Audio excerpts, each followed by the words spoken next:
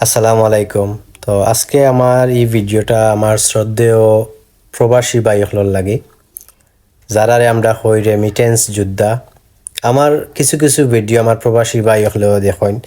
তো মজার বিষয় হলো গিয়া দুই একজনে বাইয়ে কিছু জিনিস আমার ইনবক্সও নক দিছিলা যে ও বিষয় লিয়া বা টানটানোর বিষয় লিয়া কিছু জিনিস মাতার লাগি অনেক জিনিস আমি কইতাম চাইলাম না, যেহেতু তারা পার্সোনাল আমার মেসেজ দিছেন। আর আমি আসলে তেমন বড় কেউ নাই যে আমার ভিডিও সবে দেখবা আর প্রবাসী বাইকলর পক্ষে মাতবা। আসলে প্রবাসী বাই যারা আছেন, রেমিটেন্স যোদ্ধা যারা আছেন, তারা বিদেশের মাটিত অনেক কষ্ট করে, আমরা সবে জানি। কিন্তু আপনার তোরও দোষ আছে। কোন দোষ?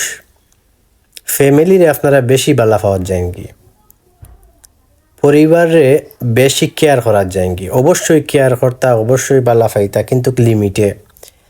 দেখা গেল আপনি মন প্রাণ উজাড় করিয়া টাকা পয়সা বাড়ির দিরা, বউরে দিরা, বাচ্চারে দিরা।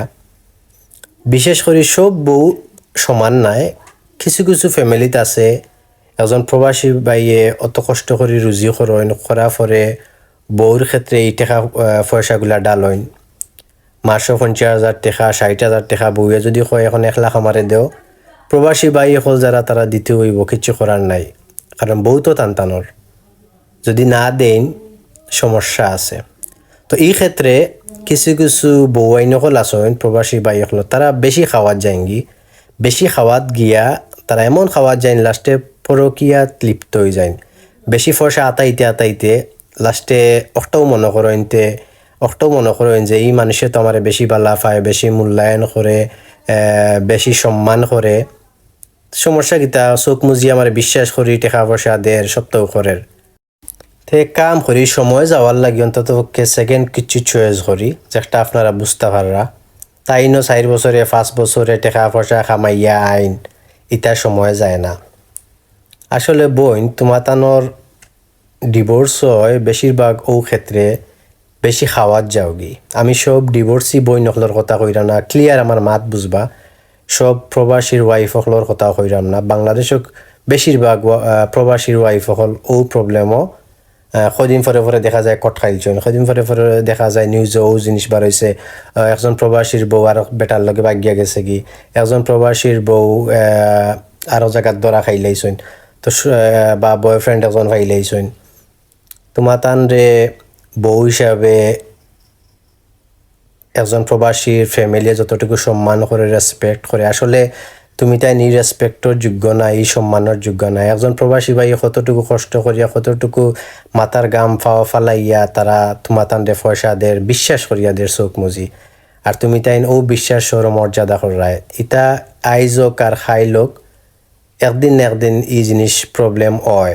তুমি তাই ই বাইরে দুকা দিয়া তুমি তাই আরেক সংসারও যাইবা, জীবনে সুখ পাইতে নাই।